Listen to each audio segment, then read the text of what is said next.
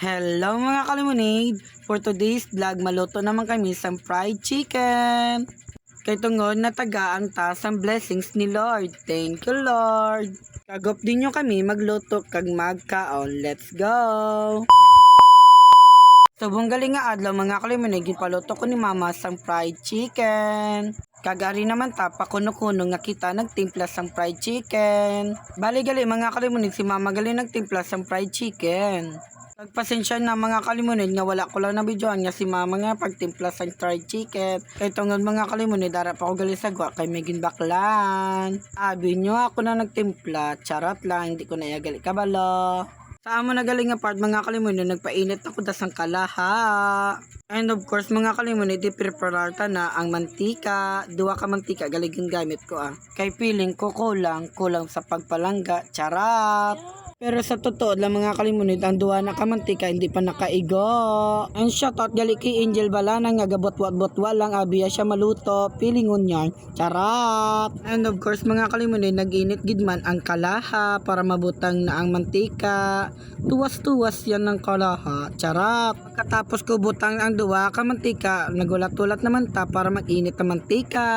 After 5 years, nag-init gidman ang mantika, charot lang. Pero mga kalimunid, naginit gid man ang mantika para mabutangan ko na sang chicken dyan.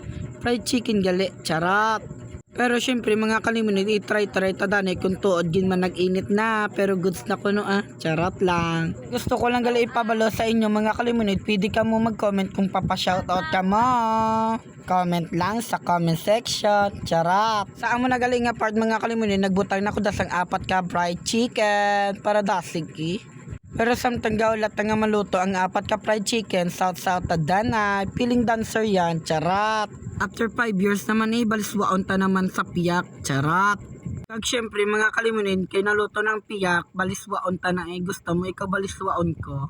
Charot lang, love you guys. Gali mga kalimunid, gibaliswa ko na kay sa piyak, kay luto na. Ulton ta naman magluto ang piyak. Gusto ko lang gali i-shoutout si Michael Homin Balana. Ara na ang ginaulat mo. Amo na galing nga part mga kalimunid, natawa lang ko di kay napilit ang akon nga fried chicken.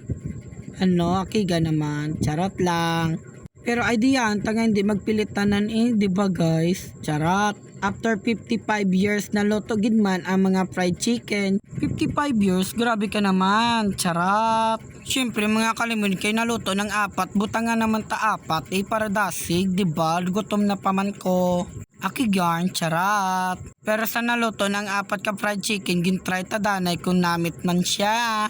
Siyempre namit ako na ginagluto. Charot. Te ano na lemonade, namit man. Ay, goods na. Pati ka na mga kalimunid, no choice na saya kay tungod siya nagluto. Charot. Pero namit gid man ko magluto Basta prito-prito.